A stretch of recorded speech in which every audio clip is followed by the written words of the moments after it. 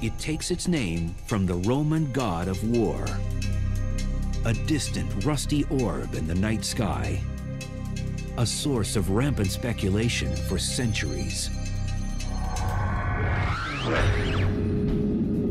Could it be home to a rival civilization? Is there really a face on its surface?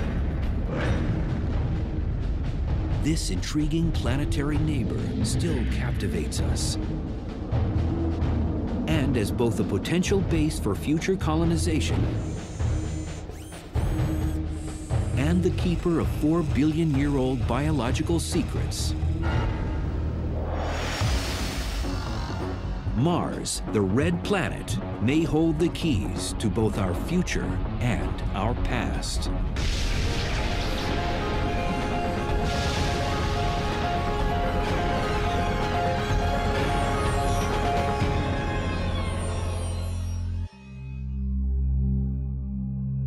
If human beings ever inhabit another world in our solar system,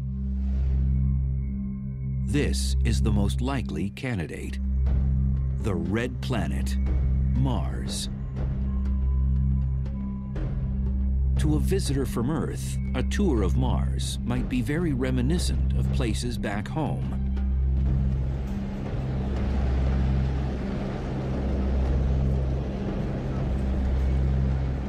Places like Southern California's Mojave Desert,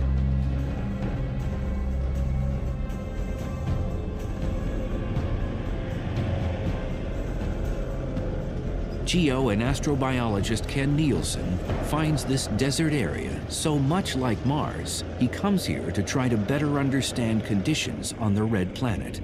You travel around here in the dune buggy and you see features that look just like the dune features on Mars.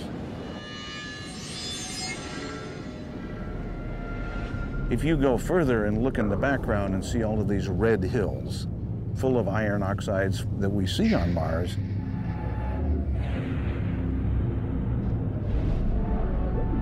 Mars is filled with iron, and its oxidized iron, basically rust, turns into dust particles.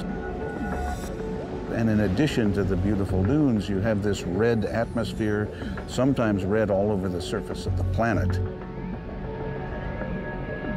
Huge dust storms. They don't call it the red planet for nothing. But while much of the Martian terrain is similar to Earth, some geological features dwarf any of their kind on our home planet. A mountain named Olympus Mons, Latin for Mount Olympus, is the tallest known peak in the solar system.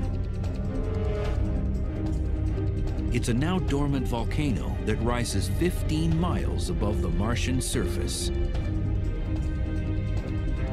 If you draw a picture of Olympus Mons and put it next to Mount Everest and the big island of Hawaii, even taken all the way down to the base of the ocean, they look like molehills compared with Olympus Mons on Mars.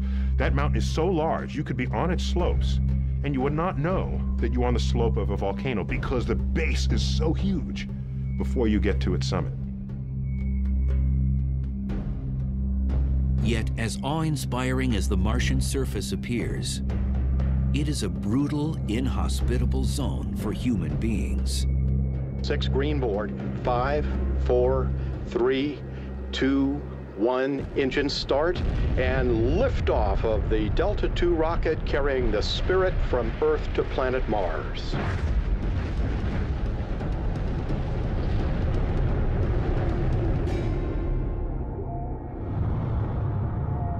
It's cold, it's dry, it's desolate.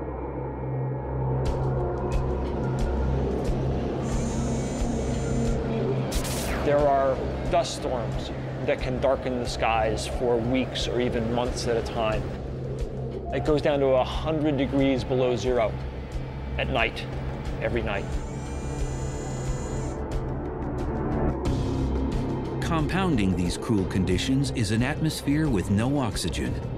Martian air and even occasional cloud formations are made up almost entirely of carbon dioxide. So it's not a nice place. You wouldn't enjoy it if you went there.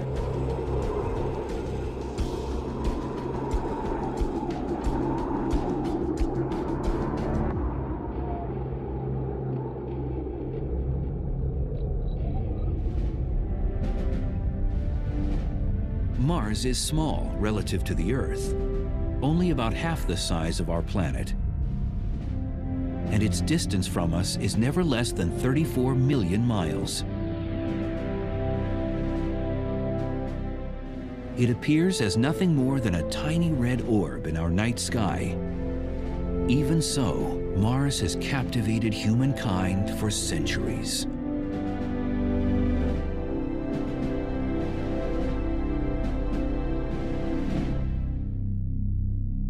The planet takes its name from the Roman god of war. The Romans associated this distant world with hostility and unrest because of its blood-like color and because of its distinctive movement in the sky. Mars wanders. It doesn't do what the stars do.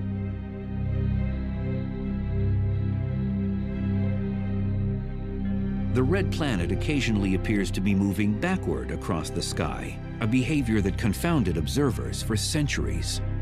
But in 1514, close study of this planetary movement led Polish astronomer Nicholas Copernicus to a revolutionary understanding of the solar system. For much of recorded history, people thought that Earth was at the center of the universe. So along comes Copernicus, and he says, no, maybe the Earth isn't at the center of the universe. Maybe the explanation for all this is that things are going around the sun. And if all the planets are going around the sun, then we can explain why, as Earth passes Mars in the orbit, Mars begins to wander in our sky. It looks like it's going this way, and then it starts to go this way. By the time of Copernicus's observations, Mars and the Earth had been passing each other in their respective orbits for some 4.5 billion years. Time enough for the two planets to have evolved into very different worlds. One warm, wet, and oxygen-rich. The other cold, dry, and oxygen-depleted. Yet it's now believed that the differences weren't always so stark. Scientists today think that Mars was once warm enough for large amounts of liquid water to flow across its surface. When we look at Mars today in our best satellite images, they tell us the same message we heard with the first missions to Mars, and that is that there's no liquid water on the planet today. But there's virtually incontrovertible evidence that there was water there in the past. Everybody knows that when water flows through any sort of dirt, there are characteristic structures that are a function of that water running through. And when we look at the pictures of Mars, the satellite images, we see very similar structures leading us to the absolute conclusion that Mars was once far warmer and wetter than it is now. Mars, of course, is a harsh desert today. So what could have happened? What cosmic processes could have brought about such a dramatic transformation of the fourth planet from the Sun?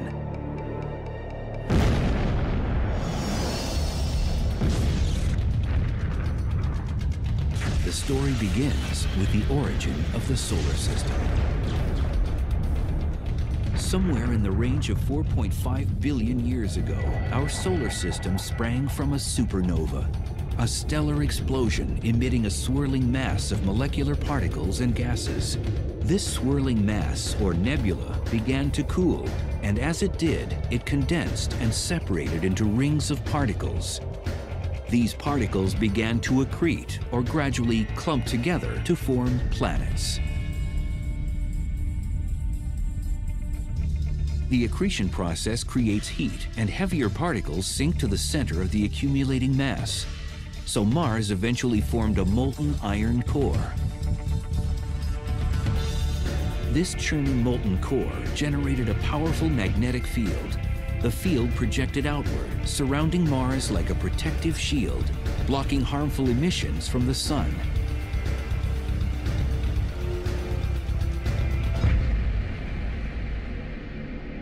You have this constant pressure from the sun, which we call the solar wind.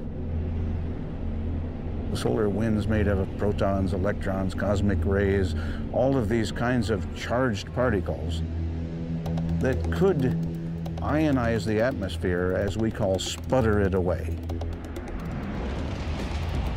But eventually, Mars lost its protective shield and most of its atmosphere. The moment the accretion process ended, the planet began to cool.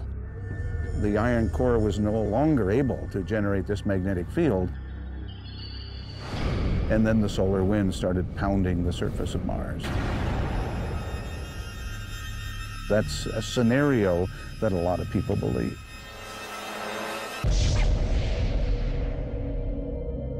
The loss of atmosphere stripped the Martian surface of warmth and pressure.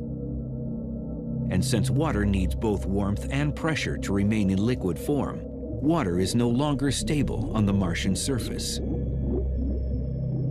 You put a pan of water out on Mars, it's going to evaporate very fast and try to freeze at the same time. One or the other will win out, but you won't have a nice liquid pan of water. That's not to say, however, that there is no water on the planet at all. While liquid water is no longer stable on Mars, frozen water, ice, is a different story. And evidence suggests that still today, tons of water ice might lie just below the Martian polar caps.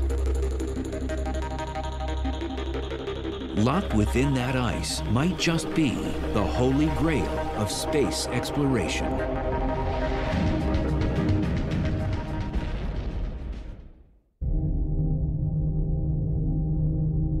They are visible through simple telescopes on Earth. And they are unquestionably the first planetary features noticeable during an approach to Mars through space. The Martian polar caps, mysterious snowy white ice swirls sheathing the top and bottom of the red planet. It's actually what we call dry ice, frozen carbon dioxide.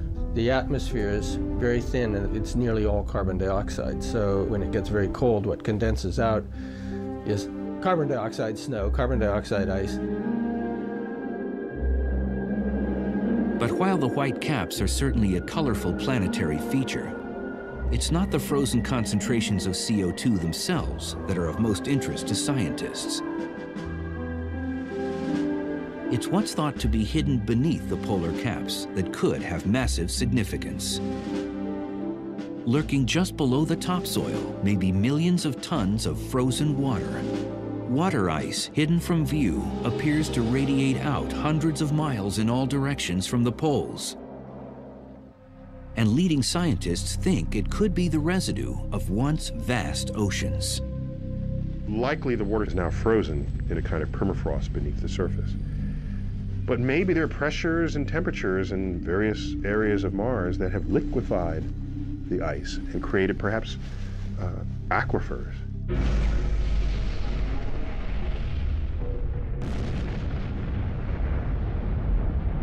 We can see craters, an impact has happened. Asteroid has hit Mars, blown out a lot of stuff. It doesn't blow out dry powder like on the moon and make rays and rubble. It throws out kind of a muddy slurry of stuff. So the conclusion is that you're actually impacting into ice like northern Canada, permafrost layers, tundra kind of stuff. Orbiting spacecraft have picked up strong indicators for the existence of water ice at the Martian poles. Remote measurements of soil composition have detected high levels of hydrogen. Water, of course, is 1 part oxygen and 2 parts hydrogen, so the possibility of ice hiding below the surface in those areas is overwhelming. But while strong evidence of ice at the Martian poles may be relatively new, speculation that water existed there became common more than a century ago. And its implication that intelligent life could also exist on the red planet elicited widespread anxiety on Earth for much of the first half of the 20th century. Astronomers pointed the first telescopes toward Mars in 1610. As spyglass technology steadily improved, the blurred image of the red planet drew ever closer to the eyes of earthly observers. By 1877, telescopes could enlarge the image of the distant planet so that it appeared roughly the size of a dime held at arm's length. Certainly not impressive by modern standards, but it was enough for the director of the Milan Observatory, Giovanni Schiaparelli, to attempt to sketch the Martian surface and name its geological features. Schiaparelli peered at the hazy, shifting visage night after night for months. And he sees what he thinks are crisscross lines on the surface of Mars. Turns out later, what he saw isn't exactly what's up there, but still through his crude telescope, that's what he could see. The respected Italian astronomer sketched these lines and gave them a name. Schiaparelli interpreted these lines as channels of some sort. He didn't really know. Well, the Italian word that he applied to them was canali. That word, translated to English, should have been translated as channels, but instead it got mistranslated as canals. Since straight lines do not normally appear in nature, Schiaparelli's sketches gave birth to the idea that some form of intelligent life must exist on Mars. It was an arresting notion, widely debated among astronomers of the day. Later, in 1894, a wealthy Bostonian named Percival Lowell was so intrigued by this possibility that he paid to have a large telescope constructed on a mountainside in Flagstaff, Arizona. He spent the next 2 decades observing, sketching, and speculating about the red planet. He convinced himself that he was seeing networks of straight lines on Mars, which he thought were canals. What was the big news of the day? The Panama Canal. That's what great planetary civilizations do. They build canals.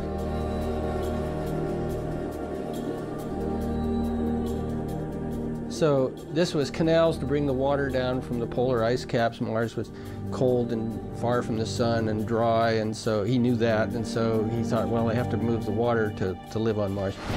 Well, that idea just electrified everybody, that there was a civilization on Mars.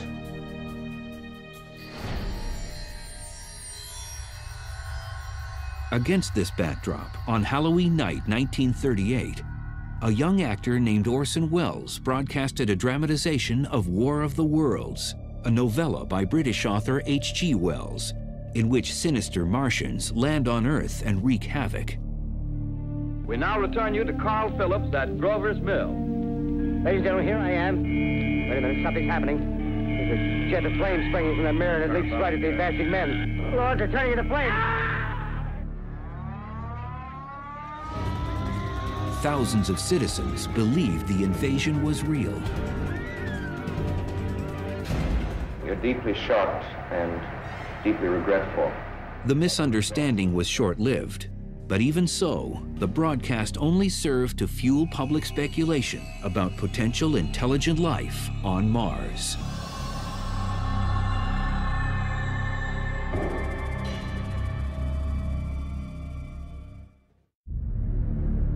Mars, it had intrigued humankind for thousands of years.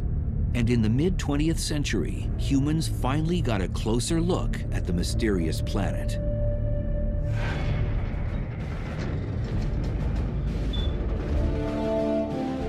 In 1964, the National Aeronautics and Space Administration, NASA, launched a small exploration spacecraft toward the red planet.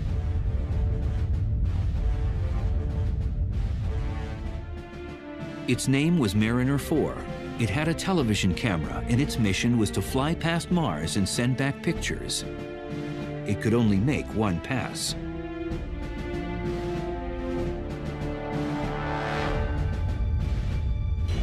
Scientists were filled with anxious excitement at the prospect of what they might see. Is it going to see cities? Is it going to see canals? Is it going to see forests? Well, what it saw was craters. It sent back pictures, which just were very fuzzy and showed craters like on the moon. It was a huge letdown. The Mariner 4 images revealed a dry, cratered, desert-like, and seemingly dead planet. Sort of like the moon with a little air to blow the dust around. But the enthusiasm for exploring Mars was only tempered.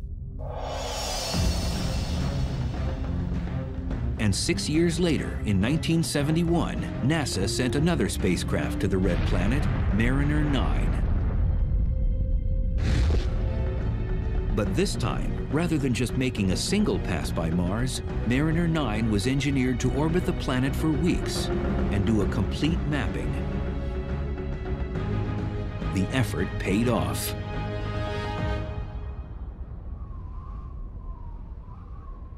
After waiting out a planet-wide dust storm, Mariner 9 started returning spectacular images.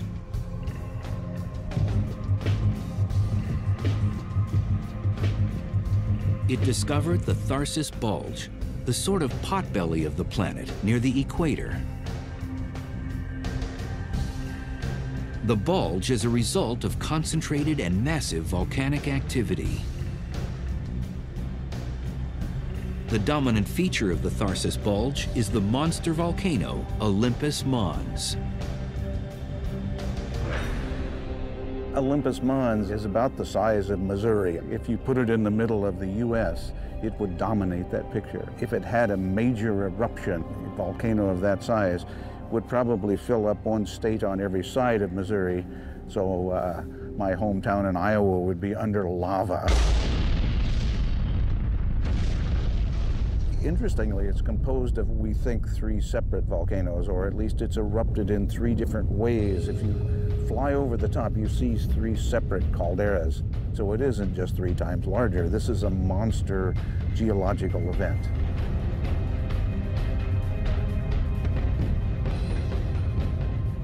But in fact, if you were on the edge, the slope is so gradual and the peak is more than 100 miles away that you would know that it was a volcano. It's that massive.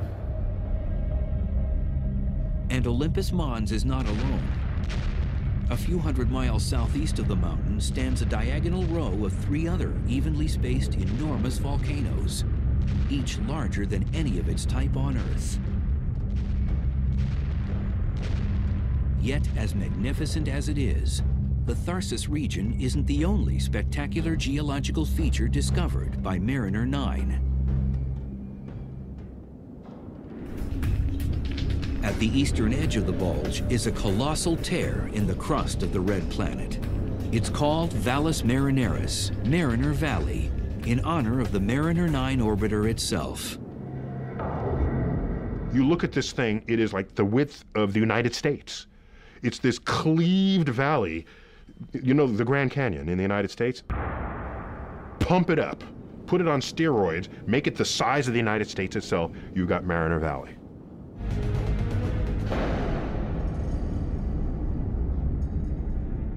The geological mechanism that caused this immense rupture in the Martian surface is yet a mystery. Scientists can only speculate. One mechanism which I like is that there's a place called the Tharsis Bulge not far away, in which so much lava and other things have accumulated that it's felt it could put a giant torque on the surface of Mars and pull this apart like a zipper.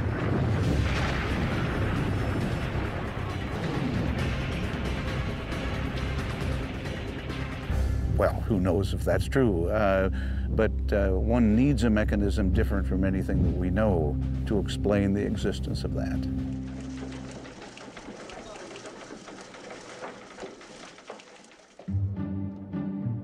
With the stunning success of Mariner 9, the next logical step for NASA was to land a spacecraft on the actual surface of Mars.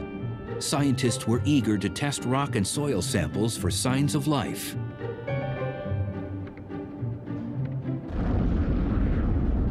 In 1976, the Viking mission reached the planet to do just that. It had both an orbiter and a landing component, equipped with robotic test instruments.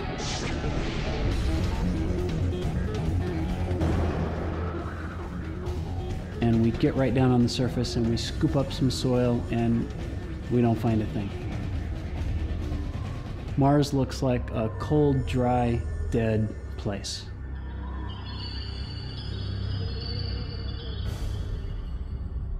But while the Viking lander toiled away on the ground, failing to make headlines, high above the Martian surface, the Viking orbiter managed to capture a mystifying image. While flying over a region of Mars called Cydonia, the orbiter snapped an image of a land formation under cross-lighting. Startlingly, the formation resembled a human face. As a joke, NASA scientists showed the photo to the press, remarking about the face they'd found on Mars. Under more even lighting conditions, of course, the Martian terrain feature does not look like a face at all, just a jumble of hills. But in certain circles, the story of the face on Mars and its NASA cover-up persisted for several years.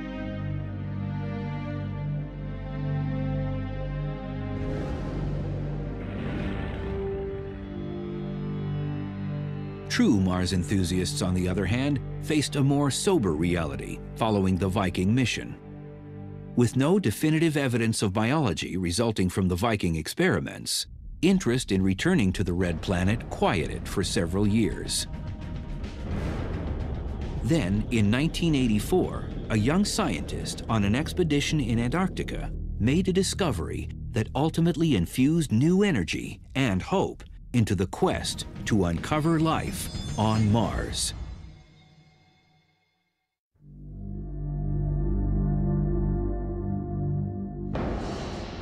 In December 1984, NASA geologists on a meteorite gathering expedition in Antarctica found an odd specimen. A meteorite with an unusual color, a sort of green hue. Most are gray or brown. Back at NASA's Johnson Space Center in Houston, where such rocks are stored, it was labeled ALH 84001. Despite its odd color, the scientists assumed that it was a piece of an asteroid. So the rock was pigeonholed into a group of meteorites, and it stayed there for 6 or 8 years, misclassified.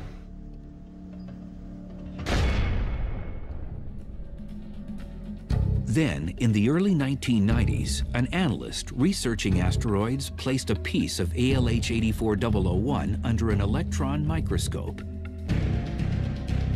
He soon realized he was not looking at a normal meteorite. He was looking at a piece of Mars. The rock had characteristics that matched another Martian meteorite found in 1979. More scientists began studying this sample, and they were astonished when they eventually found what looked like carbon globules. Carbon, at least on Earth, is the primary building block of life. Senior scientist David McKay headed up the research group. My imagination was ignited by the carbonates. And I said, hey, these carbonates are really strange looking. How do they form? Let's look at those. Closer scrutiny of the rock sample brought even more startling discoveries. The kind of chemistry that went on in those globules is associated with life on Earth. At least one scanning electron microscope image revealed a structure that looked suspiciously organic, almost like a worm. Could it be a trace of primitive Martian biology? I think that worm is biologic. Whether it's a complete fossil of bacterium is problematical. It could be a part of a bacterium. It could be a section of one, but it's biologic in my view.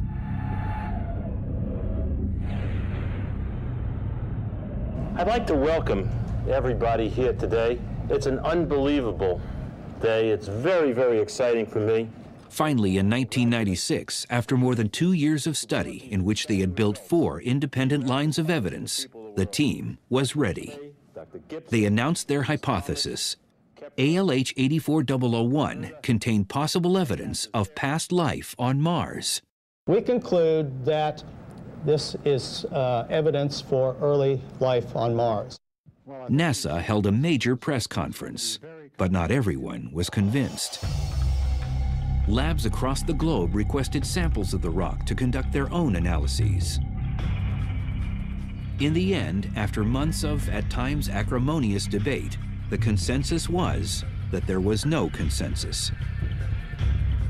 Papers were published in support of the claim, but many more were published debunking the idea. If I could have the first slide, please. The features that you see may be any number of things. For example, they could... Many researchers are convinced that the formations in the rock that appear to be signs of Martian life were actually caused by mineral activity. The majority of people would say that there is no relic biogenic activity in this meteorite from Mars. Dave's initial hypothesis was incorrect. I would say at this point that that's too simple a hypothesis to take. I don't think the work has been completed to a satisfactory endpoint to say either way. Work on the meteorite is continuing.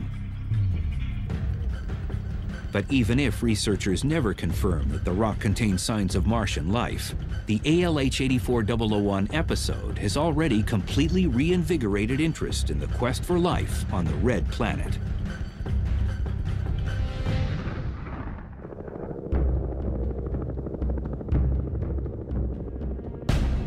Ironically, the new push to find life on Mars has often led scientists yet again to the continent of Antarctica. Conditions in this part of the world are analogous in many ways to conditions on Mars. Seeking out life forms that manage to thrive in extreme circumstances here might shed light on how and where primitive life could have once taken hold on the red planet.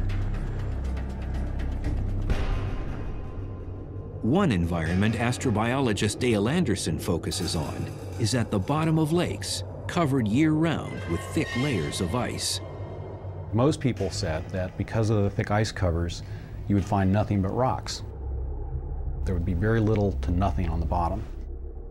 The ice layer sealing off many of these lakes is up to 15 feet thick, but rather than trying to blast or drill through it and disturbing the ecosystem below, Anderson and team have found a much less damaging approach. They let a massive coil of copper tubing make an opening. Then you just pass a hot liquid through it, throw it out on the ice, and let it melt its way down. It takes about 24 hours. It melts through the ice, and then we've got this very nice, clean hole to dive through. Divers enter the water wearing full-body dry suits. And what they find at the bottom of nearly every Antarctica lake bed is a testament to the stubborn tenacity of life. Mats of microbial organisms are thriving in frigid environments that receive virtually no sunlight. Most people thought that if you had less than about 1% of the surface light, you wouldn't have any photosynthesis taking place down on the bottom. They wouldn't be able to use enough light to live. It's turned out that they can photosynthesize with light levels down to 1/10 of 1%. For Anderson and his team, the pristine mats are truly a window to the past. There are no higher organisms, no fish, no insects, no animals creeping through it. So these microbial communities have the opportunity to grow by themselves without interference from other animals or plants. And that gives them the opportunity to grow in very special ways. Is it possible that a similar form of microbial life could still reside somewhere beneath the frozen surface of Mars? Especially at the hydrogen-rich poles? Anderson and scientists like him believe it is worth investigating.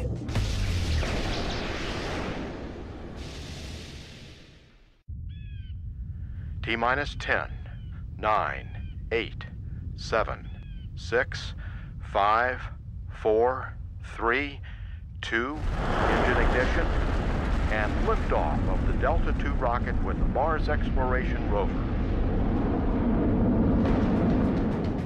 In the summer of 2003, NASA's Jet Propulsion Laboratory delivered 2 exploration spacecraft to the surface of Mars.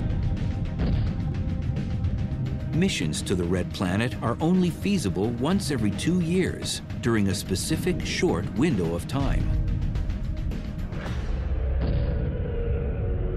The launch must be timed so that the spacecraft and Mars arrive at a specific point in the planet's orbit at the same time. The journey across the 34 million mile distance can take up to 7 months, and the trajectory must be perfect. The accuracy required to go from Earth to Mars and to hit the spot you want to be at on Mars is equivalent to shooting a basketball from Los Angeles to New York and have it go through without hitting the rim, nothing but net.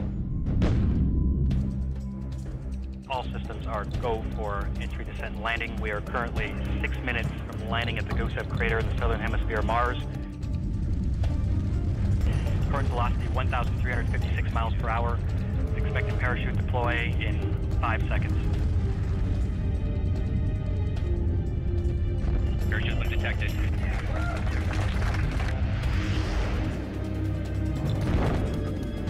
Expected retro rocket ignition on my mark.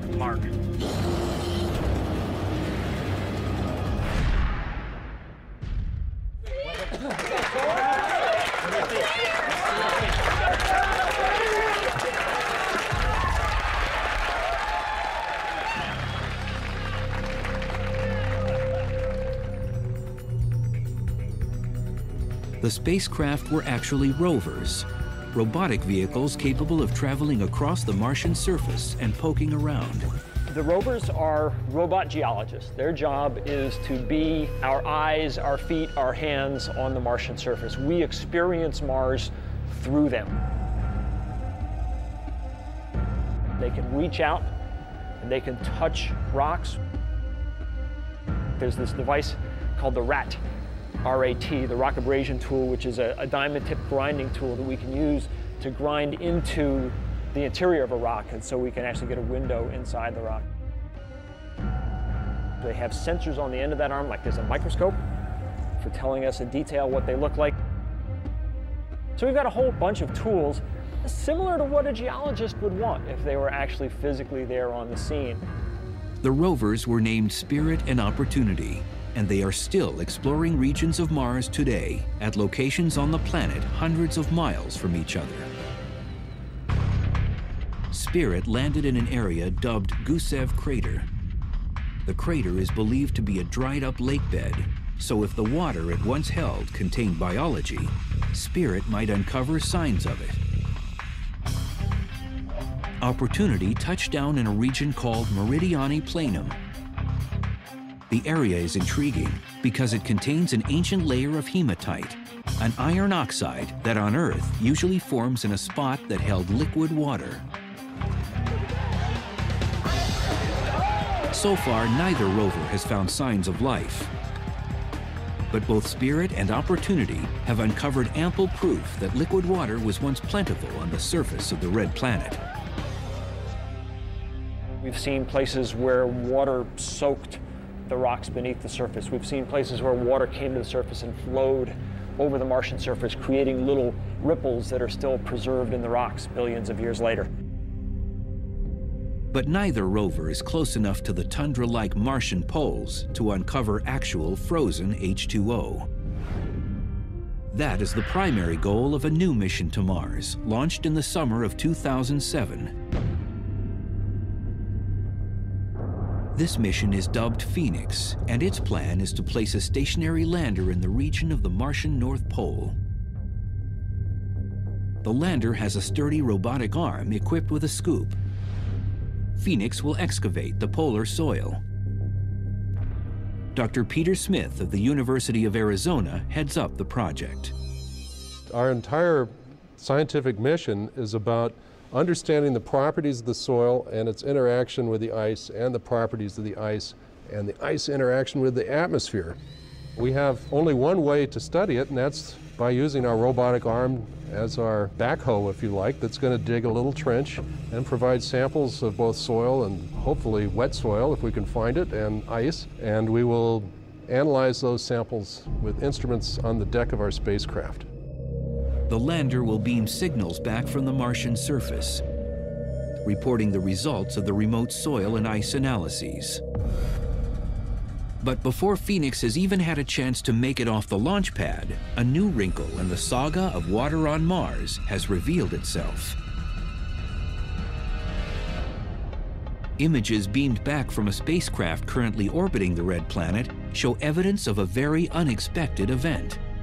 It appears that a liquid flow of some sort has occurred within the last few years in a small gully at the edge of a deep Martian ravine. In 2001, the orbiter took photos of the exact same spot, but nothing of interest showed up in those shots. The new photos, on the other hand, showed a white residue in the gully, a residue seemingly left behind by a flow of liquid, possibly where water spurted from the ground and flowed for several hundred yards before transforming into vapor and vanishing. Scientists do not yet understand what might have caused such a flow, but many suspect that it's a result of some form of internal heat the planet must still contain. Clearly, it's a planet that's been volcanically active. And all of us are very hopeful that some places on Mars we could find hydrothermal vents, and not just their $400 million robot. The station is confirming that they're not seeing a signal at this time, but they're still looking for it. Copy that. If you give us... Spirit was about to make its first measurement of a Martian rock, when suddenly the signal dropped out. As far as my displays are concerned, I can't see anything. They're not picking up any signal. A few hours later, they heard 2 beeps in response to the question, "Are you alive?" That was yesterday. Now, they can't even get a beep. We haven't gotten a beep yet. So far, they have no idea what's wrong. Sir, at this time, I have to report that we do not see any MER data. Okay. All they know is that they have a sick rover, a long way from home. You know, when you get these pictures back, you really feel like you're there. It feels like a walk in a summer day in the desert. But suddenly, when a vehicle stops talking to you, the vast distance between Earth and Mars feels really, really apparent, and it just terrifies you that maybe that tenuous link that you thought was so strong suddenly is broken. Until now, the mission had been a triumph for NASA and the Jet Propulsion Lab, where the rovers were built. For more than 2 weeks, everything had worked perfectly. I don't want to speculate with the team. Spirit was an international celebrity, in the news almost every day. With the risky airbag landing safely behind them, the most anxious moment came when it was time for Spirit to drive off the lander. We've got the vehicle completely deployed, ready to go, and now we're going to be sending it off onto this big first step. To put it bluntly, to screw up that step would have been a tremendous disaster. They would have preferred to drive off straight ahead, but part of the airbag was in the way. Rather than risk getting tangled up, they used the test rover in the Mars sandbox to practice a tricky move. A turn in place on the lander so they could drive off in another direction. It's like your first child. The first time through, everyone was kids gloving it and nervous at every phase because, you know, the world was watching you. Spirit was tough. Spirit was a sleepless, tough time. Charlie Tango _ Romeo 21906 decimal alpha decimal 00. Finally, it was time for Spirit to take its first big step. Is the most significant 3-meter drive in recorded history. Setting on my mark. 3, 2, 1, mark. We're essentially just pushing a button and sending it off on a 3-meter journey and then finding out later if it worked. Very, very stressful. Thumbnail, the lander in the background. 90 minutes later, Spirit sent back a picture of the empty nest. With 6 wheels on Martian dirt, the most dangerous phase of the mission was over.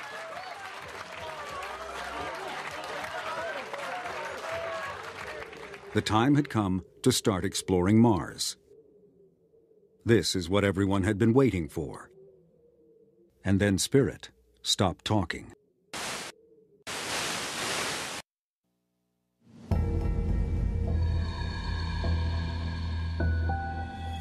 They did not see any sign of signal from the laser. Oh, we didn't see anything. Okay, copy that. The next day, when we didn't get any communications down, there were people sitting there saying, oh my goodness, this thing might not ever work. And then all of a sudden, when no one was expecting it, it started sending down data. Flight station reported that they're seeing signal at 143536 on all the downlink channels. Great news. Let's see if we can look up to it. We got what appeared to be one of the messages that we really wanted to see. But as we went through it, and with the crowd of people around us, it became fairly obvious that it was just a really unfortunate piece of garbage data. We're going to look at some more, but it doesn't look promising. But even garbage is better than nothing. I was thinking, at least it's trying. So now we have a chance. Tracy Nielsen is the fault protection engineer. She helped design systems that put the rover in a safe mode when things go wrong. What they do here at JPL is they build a lot of robustness, a lot of fault protection capability, a lot of ability to keep the vehicle alive into the hardware. And what that does is it buys time. It buys time for some very smart engineers to go through the data and figure out what the hell happened. We're thinking there's a problem with the software, and so... They have lots of theories, but until they get some real data from the rover, they can't diagnose the problem. Get the same thing, so give us a minute. Copy that. Just want to understand. Thank you. There's a lot of pressure with get us the answers right now, and people 24 hours a day asking us what's going on, and we couldn't tell them anything. An hour later, they try to get Spirit to talk again. Copy that. 63. And it did start talking to us, and it was great. I mean, everything looked perfectly nominal. We were cheering, and then it sent the same data again a minute later. And then it sent the same data again. And then it sent the same data again. And then it sent the same data again. And we're like, oh, it's like Groundhog Day. No. And then the signal dropped out. Just when Spirit seems to have lost its mind completely, it calls home again. Fault monitors, so 72 monitors. And finally, there's some useful information. Spirit's computer has tried to reboot 66 times in the past 2 days. Copy that. When a computer crashes on Earth, you can press the reset button and start over.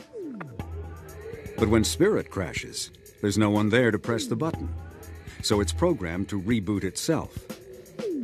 And that's what it's been doing, over and over for 2 days, without shutting down at night to conserve its batteries. So when it's supposed to be asleep, the thing was awake for hours, thrashing around, doing we don't know what during the night. And the battery is getting, the power system is getting pulled down lower and lower and lower. The vehicle is not designed for some of the things that it was going through. They send a command to shut down, but it doesn't work. I wasn't even sure if we were going to make it. We didn't seem to be making progress in getting control of the rover, and if the battery just kept going down, we could have lost it. As night approaches, the unhinged rover is still wide awake. The automatic fault protection should shut things down before the power system is damaged. But it may not work in this crippled condition. With the rover on the dark side of Mars, the next chance for contact is 19 hours away, if Spirit survives the night. Work continues at JPL, searching for a common thread that links all the problems they've seen. Change the ball, how fast we're putting data in the pipe. Everyone could use some sleep. They settle for pizza. I went one day where I went 27 hours here at work. There's always one more thing to look up. one more thing to check. So even if you do go home, you can't really sleep.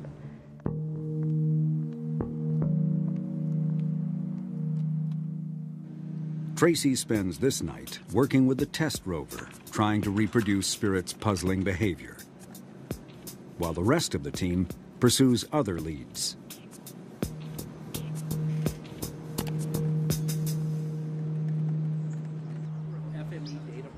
By morning, they have a suspect. The flash memory, Spirit's equivalent of a hard drive, where the computer stores data when the power is off.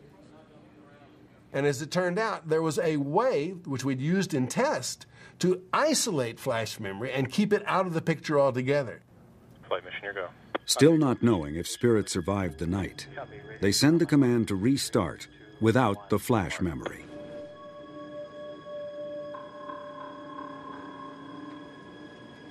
Nothing happens. But there's a good reason. Spirit is asleep. The fault protection worked, pulling the plug during the night, probably saving the rover's life. Later, Spirit wakes up and receives the command. Flight Ace, we've locked on telemetry 145414. And it works. We have partial control of the vehicle. Even so, without the flash memory, Spirit can't do much. And they still don't know what's causing the problem. We are a long way from being out of the woods. It's going to be quite a while before we're doing science with this thing again, but we have got a way of talking to the vehicle now so that it responds appropriately. It has regained its sanity, and that's a good feeling. And not a moment too soon. Opportunity will be landing on Mars in just a few hours. Saturday night, January 24th. It's showtime at JPL. At 8:59 p.m., Opportunity begins its plunge to the surface of Mars. Spirit's crisis was a blunt reminder of how quickly things can go bad. We are now at an altitude of 73 miles. And landing is the most dangerous moment they face. A nerve-wracking 6 minutes of automated parachutes and airbags that must work perfectly to work at all. If you go for that full emotional roller coaster ride, you're history. I mean, it is just emotionally too hard to take over and over and over again.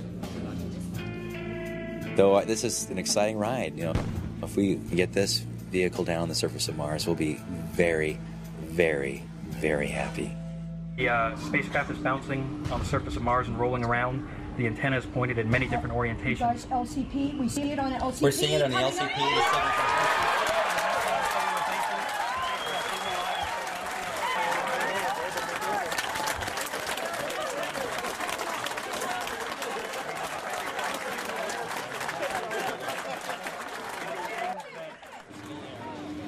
To EDL. The landing team is feeling especially good tonight. In the space of 3 weeks, they've beaten Mars twice. There's actually 3 things we need to do here. 1, drinks. 2, take a picture. And 3, go together to the press conference. For 3 years, delivering the rovers safely to Mars has been the focus of their lives. Now their role in the mission is over. Almost. The press room is already packed with reporters waiting to hear from NASA's top officials. But this is an irresistible force.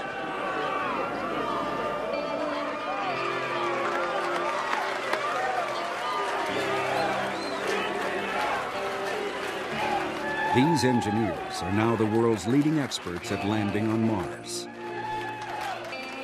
Many of them are already at work on future missions. But this one will be hard to top. All of us on the EDL team acknowledge that this is the greatest experience of our professional lives. So there's a lot of separation anxiety. That's what we're talking about. How can anything match this? To the Mars Exploration Rover team, the best in the world.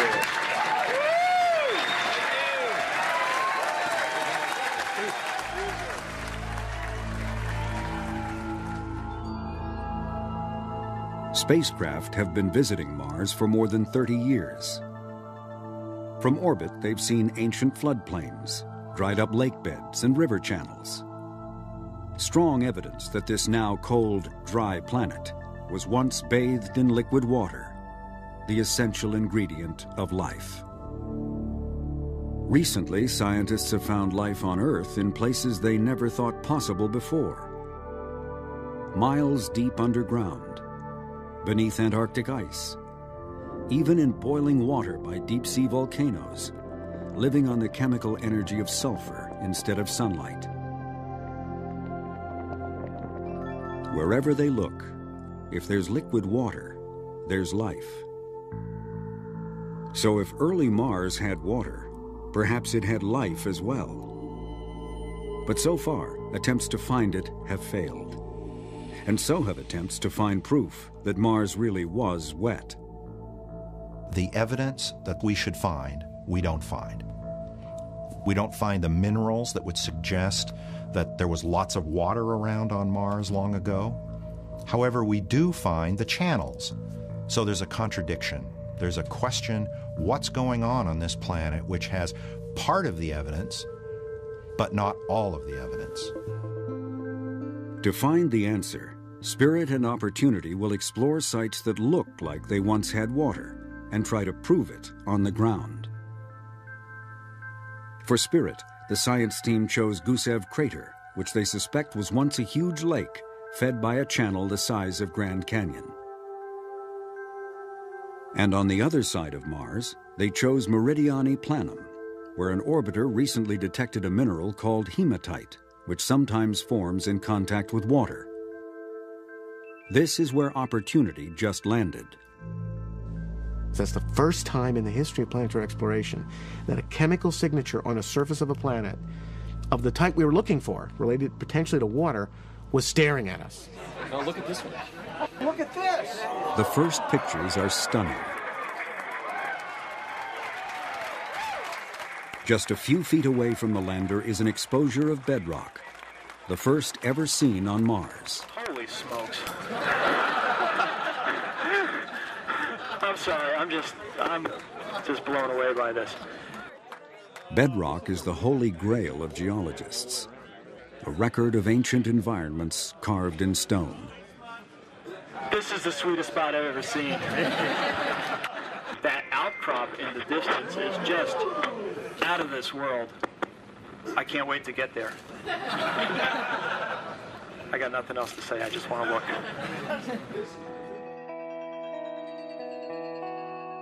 When the full image arrives, they realize that Opportunity hit a cosmic hole-in-one, landing in a shallow crater.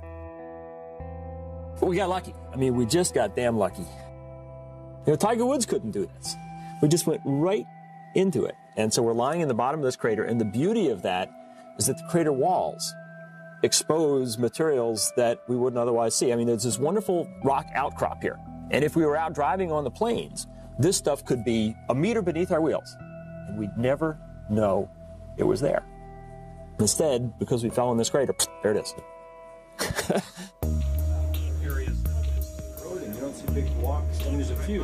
The science team has been planning, rehearsing, and dreaming about this for years. Led by principal investigator Steve Squires, this all-star collection of geologists and planetary scientists is about to start exploring Mars in a way that's never been done before. Right away, they're confronted with something new. The rock seems to have fine layers running through it. Layers suggest the possibility that it's sedimentary rock, formed by the accumulation of sand or mud, perhaps on the floor of an ancient sea. Or it may just be hardened layers of volcanic ash. Volcanoes covered much of Mars in lava and ash billions of years ago. And until now, scientists have seen little evidence of anything else. Most of the rock on Mars is volcanic lava flow. This is something else. This is an unusual Martian rock, at least compared to what we've seen everywhere else. The fact that these rocks are layered says that one possible origin for these is that they were laid down in liquid water. We do not know what's going on here, but the beauty of it is we have preserved in front of us a record that will answer that, and we have on our rover a toolkit of gizmos that will tell us that answer. A week later, Opportunity rolls off the lander. They look for the hematite, the water-related mineral that drew them here in the first place. The infrared spectrometer, called Mini-TESS, can identify minerals according to how they absorb and radiate heat. A false color image shows lots of hematite in the red and orange areas, and very little where it's blue and green. The areas with the least are where the airbags left their imprints. Then, with the microscopic imager on the robotic arm, they take a series of extreme close-ups of the soil and find another puzzle. Tiny spheres the size of BBs litter the ground. A short drive forward brings the rover close to the outcrop. Another image, with the color tweaked to distinguish different materials, reveals more spheres. And more close-ups show them eroding out of the rock. Embedded in this outcrop, like blueberries in a muffin, are these little spherical things. And they're really, really round, and we're trying to figure out what they are. Just a few days into the mission, Opportunity has turned up evidence of something. But exactly what remains to be seen. It's like a mystery novel, okay? You know, you read a mystery novel and you get fed these clues. And we're trying to piece these clues together. And right now we got a partial story, and it's, I don't know how it's going to come out. Spirit is ready to get back in the game. The engineers found that the problem was simply too many old files in the flash memory. I'm sure Opportunity is thankful to Spirit for finding this problem, because they would have been there in about a week, you know, and we would have had 2 rovers with, 15 stalls of debug. When they're sure that nothing else is wrong, they delete the old files, pronounce Spirit cured, and chalk it up to growing pains. The Spirit rover always seems to have been a bit of the trouble child. And it was just when all the attention was shifting away from Spirit to Opportunity, because Opportunity was going to land, it almost seemed like, a sibling that was trying to get attention back to itself. But along with the good news comes the realization that Spirit was not as fortunate as Opportunity in its landing site. If this was once the bottom of a lake, geologists would expect to find the kinds of rocks and minerals that form in a wet environment. They sample a boulder and the soil near the landing site. But it's all volcanic and shows no sign of ever having been wet. The evidence they're looking for may have been buried, or it may have eroded away, or it may never have been there at all. The rocks that we have analyzed appear to be basalts, the most common type of lava. And as a person who is really interested in lavas, this is fine with me. But it's a disappointment in a way for the mission, because we are after evidence that this really was a lake bed. Maybe they can some kind of thing. Natalie Cabral was one of the first to suggest, 15 years ago, that Gusev was once a lake. And she fought hard for its selection as one of the 2 landing sites. I think we're on the right track. It's just like the evidence is going to pop out like it did in Meridiani, because we happen to land in front of an outcrop. If the evidence of water has been buried, a good place to find it might be in the exposed walls of a small crater in the floor of Gusev. From Spirit's landing site, it's 300 meters to a crater they call Bonneville. Bonneville might give us an interesting insight on what's underneath our feet. It will take weeks to get there, but it's the best chance they have. We're kind of grasping at straws here, looking for the right stuff. It's a tougher site, it's a harder site to love, but it's what Mars has given us. So, back at Meridiani, Opportunity's team is ecstatic. They've spent the past week traversing the outcrop, creating a close-up photo mosaic. Now they're selecting targets for closer study. I think we're all in Mars Geology 101 here. It's an experience where we look at the evidence and say, well, what could this possibly be? This is an alien planet, and we don't know what we're going to see when we get down close and personal with this rock. With each picture that comes down, there's really an expectation that you just might break the whole thing open. If this outcrop was ever exposed to liquid water, there will be clues in the chemistry of the rock. And that's what Opportunity is looking for. The rovers have 2 spectrometers on the robotic arm. One can identify minerals containing iron. The other sees chemical elements. Both work by bombarding the target with radiation and reading the signal of what bounces back. Every element and every mineral has a unique signature. So far, the instruments have seen a lot of sulfur, a common chemical element in volcanic gas. If the gas mixes with water, it can make sulfuric acid, and that can react with certain rocks to produce mineral salts called sulfates. A lot of sulfates in this rock would be evidence of water. But the sulfurs seen by the instruments may be just a thin coating on the surface. The only way to tell for sure what the rock is made of is to get a clean look inside. And the rovers have a special tool for that purpose, the rock abrasion tool, or RAT. But the man in charge of the RAT is worried. I thought that before landing we had roughly been able to approximate anything that Mars was going to throw at us. Of course, what I neglected to think about was a rock that would be spitting out blueberries.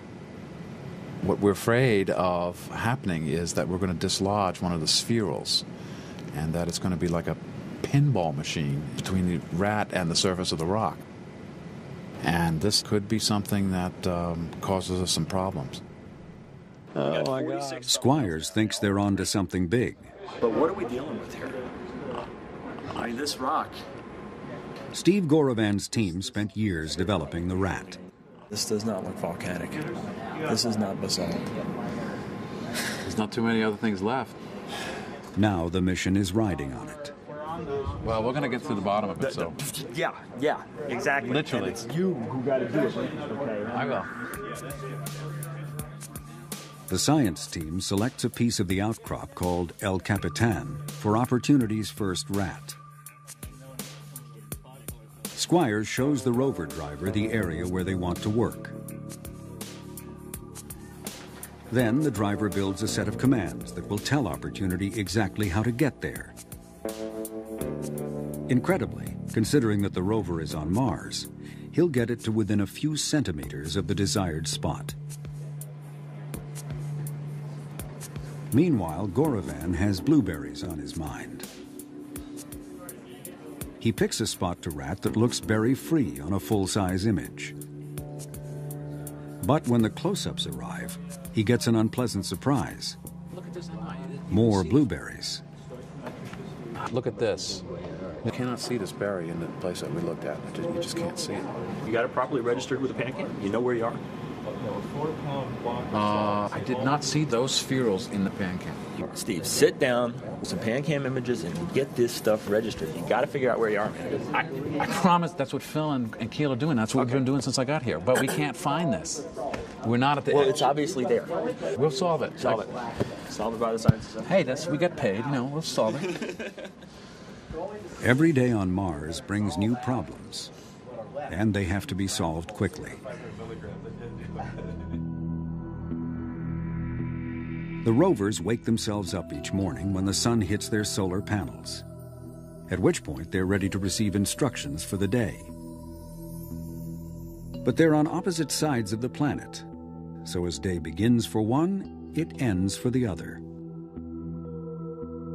That means round-the-clock operations for two science and engineering teams, trying to take advantage of every waking moment for each rover.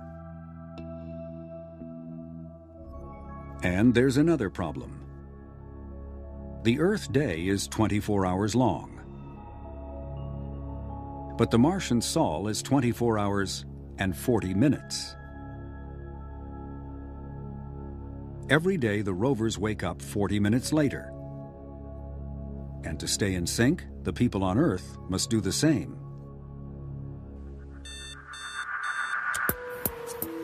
So if the day starts at 7:30 on Monday morning, on Tuesday it's 8:10. On Wednesday, 8:50. This way it's better. A week later, it's 2:10 in the afternoon. And so on, marching relentlessly around the clock until everyone is in a state of permanent Martian jet lag.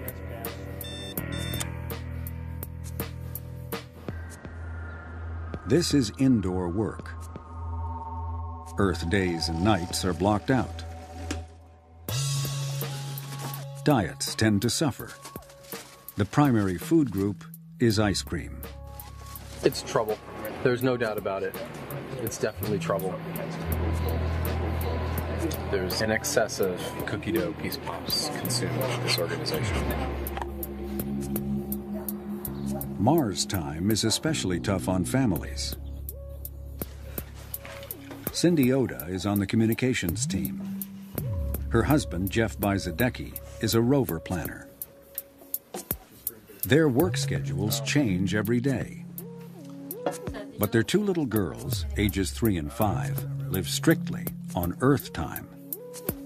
It still gets very confusing. Like, we're always trying to look at our schedule, trying to figure out what time exactly that we work and do we overlap, and also to coordinate with our children's schedules. You know, there's pickup time, their drop-off time, music class, and their swimming classes, and the, you know, ballerina class.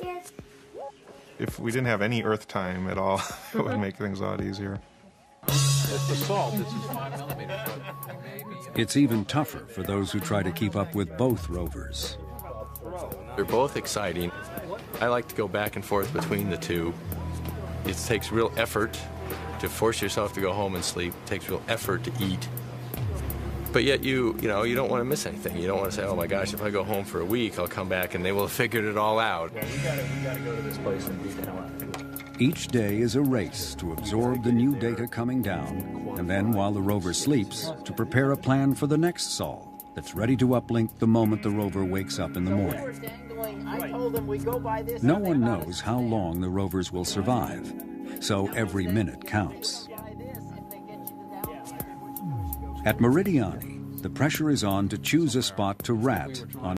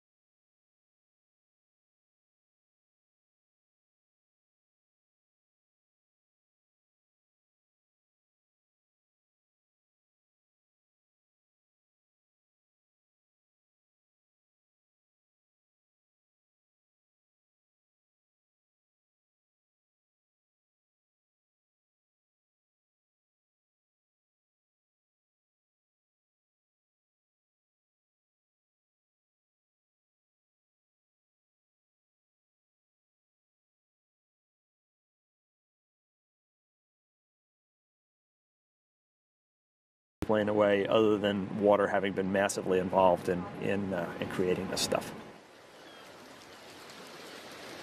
One last piece of evidence would be familiar to anyone who's ever walked on the beach at low tide.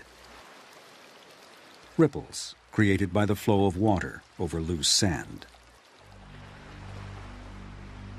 Over long periods of time, rippled sediments can build up and harden into stone.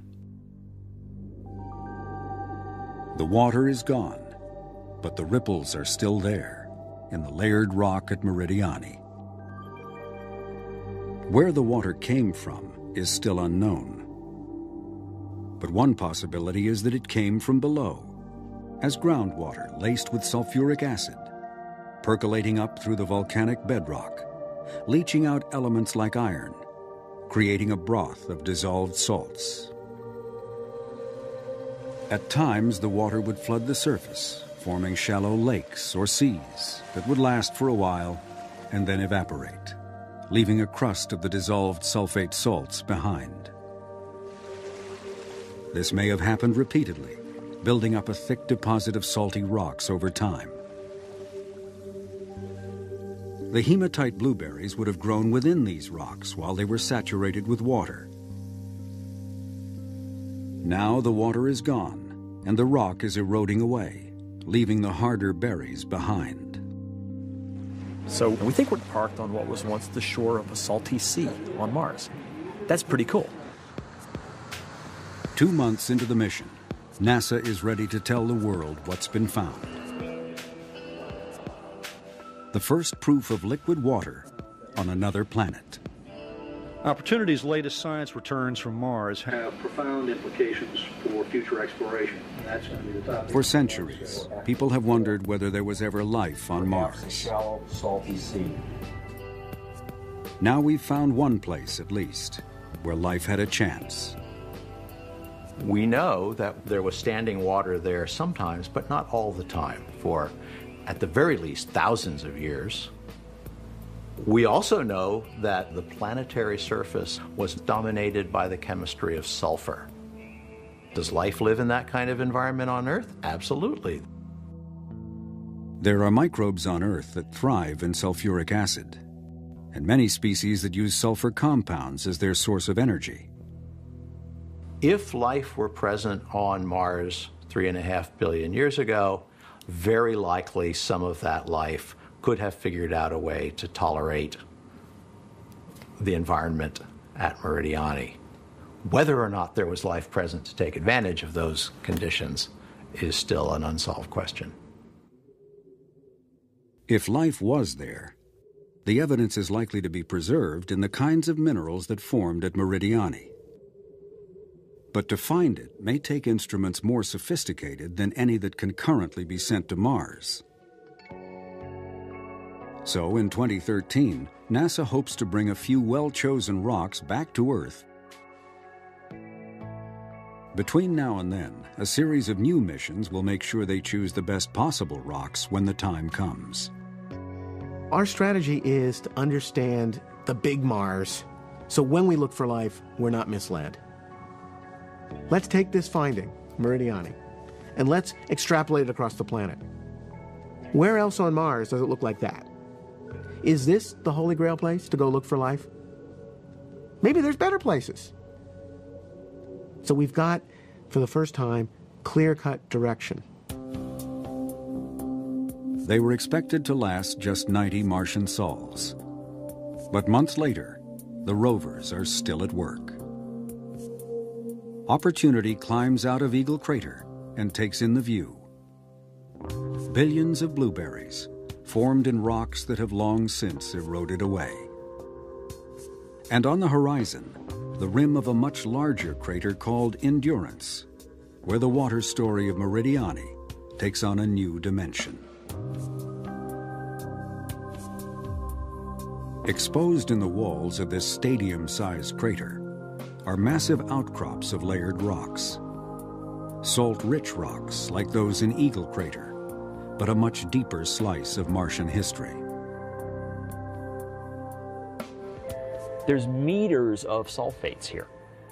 Okay, so a lot of water has to have gone away to leave that much salt behind. It's much more than we thought we were dealing with before.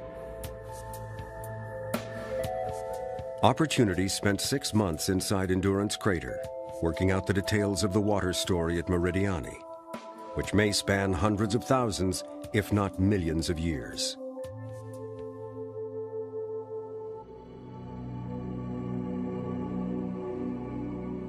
And then there's Spirit, the long-distance traveler. On Sol 156, it's at the base of the Columbia Hills. 70 meters up is an outcrop of bedrock, the first they've seen in Gusev Crater. But it will be a tough climb. This is one beat-up vehicle. This thing has traveled for 3 kilometers. It's coated with dust. We got a gimpy wheel. You know, that front right wheel is hurting. If it was a fresh vehicle, I'd say, yeah, we could climb this hill. As it is, it's going to be a struggle.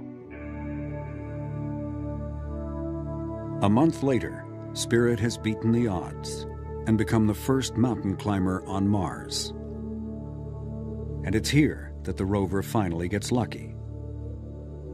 Orbital maps suggest this bedrock is older than the floor of Gusev Crater, and possibly older than any lake it may once have held. But the instruments detect goethite, an iron mineral that can form only in the presence of water. This may prove to be a different water story than the one Spirit was looking for. In any case, it will add a new dimension to our picture of Mars. At Gusev, we get 2 different pictures. The rocks in the Columbia Hills can tell us something about very early events in Martian history. They also tell us that in the last 3 billion years or so, not much has happened. It's been cold, it's been dry, it's been quiet. Meridiani, wonderfully enough, fits into the interval between those things. So the whole history of Mars isn't this place or that place. They both show us a real Mars at different times in its history. Days grow short as the Martian winter closes in. Solar energy fades, and the rovers are slowly starved for power. How much longer they'll last, no one knows. There will be a deep sadness, I think, when they're gone. But when they do finally die, it'll be an honorable death, you know. Look at what they've accomplished. It's so much more than we expected from these vehicles. And it'll be a rough day, but I think we'll be able to look with pride on what they've done. If life took hold on Mars as it did on Earth long ago, chances are it's happened other places too. Spirit and Opportunity have opened our eyes to a new world and moved us a step closer to answering the question, are we alone?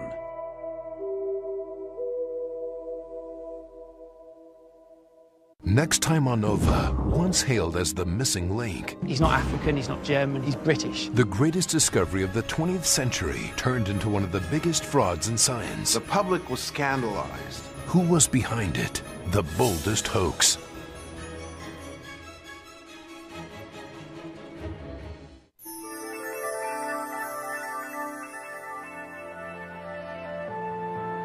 On NOVA's website, join Steve Squires as he leads you on a visual tour of the Red Planet and relive the greatest discoveries made by Spirit and Opportunity. Find it on pbs.org.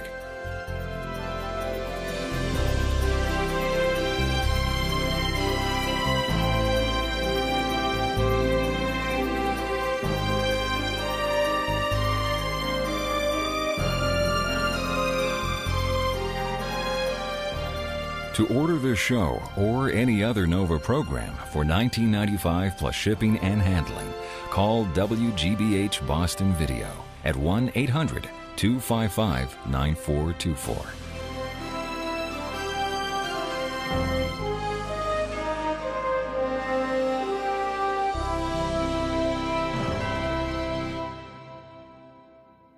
Nova is a production of WGBH.